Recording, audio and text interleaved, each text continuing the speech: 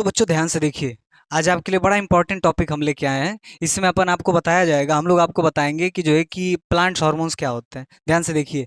Plant hormones वो होते हैं जो प्लांट के भीतर अवेलेबल होते हैं, उनके अंदर पाए जाते हैं, पर उसके लिए बड़ी रोचक और बड़ी जानदार चीजें आपको बताने जा रहे हैं। देखिए, दो तरह के होते हैं। एक वो होते हैं जो वृद्धि को कम बेसी करेंगे, वो तो आप टॉपिक में जानेंगे। पहले आप देखिए, ऑक्सीन होता है, हार्मोन्स होता है ऑक्सीन। ऑक्सीन का काम होता है फोटोट्रोपिज्म। सूरज के प्रकाश को देख करके पौधा अपनी बेंडिंग करता है। जैसे सूरजमुखी का पौधा जो है सूरज को देख करके अपना चेहरा बदलता रहता है, दिशाएं बदलता है। परमाणु विस्फोट जब हुआ था हिरोशिमा पर, तो वहां पर जो कमल के फूल थे, जो दिन में उगना चाहिए था, वो रात में उगने लगे थे। जो सूरजमुखी का पौधा था, उसको सूरज का डायरेक्शन देख करके मुड़ना था, ये उसके खिलाफ में चला गया था, उल्टा घूमता था। और उसके बाद पार्थिनोकार्पी जानते हैं आप? अनिषेक जनन, अनिषेक फलन, एक ऐसी प्रक्रिया जिसमें बीज जो होता है, बिना बीज के फल लग जाता है, सीडलेस। बिना बीज के फल लग जाता है। ठीक है। तो जैसे कि आपने देखा होगा, अब इस तरह के पौधे बनाए जा रहे हैं। जैसे अगर तरबूज में हम बिना बीज के कर दें तो बड़ा बेहतर हो जाता है।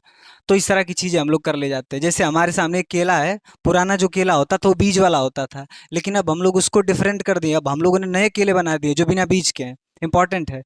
खेतों में इसको डाल देने से ओवरडोज हो जाता है खरपतवार के लिए, और इतना लंबा हो जाते हैं कि अपनी हाइट झेल ही नहीं पाते, मर जाते हैं सब।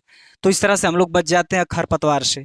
उसके बाद जो जिबरलिन होता है, ये दूसरा हार्मोन्स है। ये लेंथ बढ़ाने में काम आता है। गन्ने में लगा दीजिए, लेंथ बढ़ जाएगी। दूसरा, बांस बहुत तेजी से बढ़ने वाली घास है, एक दिन में लगभग 100 सेंटीमीटर तक बढ़ जाती है। बचपन में हम लोग इससे डर जाते थे, क्योंकि जब ये हाइट लेता है तो इससे आवाजें निकलती हैं। तो गांव का बच्चा आवाजों से बड़ा डर जाता था। अच्छा, बुजुर्ग भी कम नहीं थे। वो आवाजों को सुनकर के ये पता लगा लेते थे कि सूखा पड़ेगा कि नहीं पड़ेगा। ज्यादा तेज आवाज तो सूखा पड़ेगा। ये इसका लॉजिक था। उसके बाद दूसरा हार्मोन्स, अगला हार्मोन्स है साइटोकाइनिन। ये वो हार्मोन्स होता है जो कहीं ना कहीं जवानी के लिए बड़ा इंपॉर्टेंट होता है। लीफ को हम लोग यंग लीफ हार्मोन्स बोला करते हैं। इसके इस्तेमाल से हम लोग जो सब्जियां नाजुक पत्तियों वाली होती है, पालक हो गया, ये सब हो गई, इन सबों को हम लोग ताजा रखते हैं, ज्यादा जवान रखते हैं। विभाजन में मदद करता है, सेल डिवीजन में मदद करता है।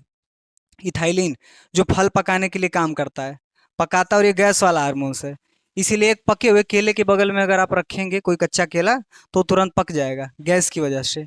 और उसके बाद आप देख लीजिए, दूसरे हार्मोन्स होते हैं एब्सिसिक एसिड। कि एब्सिसिक एसिड क्या करता है, सीड को डोरमेंट करता है।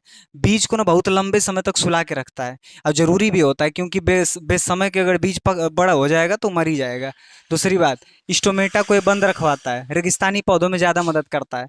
पत्ती को बिना समय से पहले झड़ने से रोकता है, और फल को समय से पहले पकने से रोकता है, ताकि मार्केट प्राइस बना रहे। पक जाएगा तो किसान गड़बड़ा देगा उसको। और इथाइलिन तो मैंने बता ही दिया।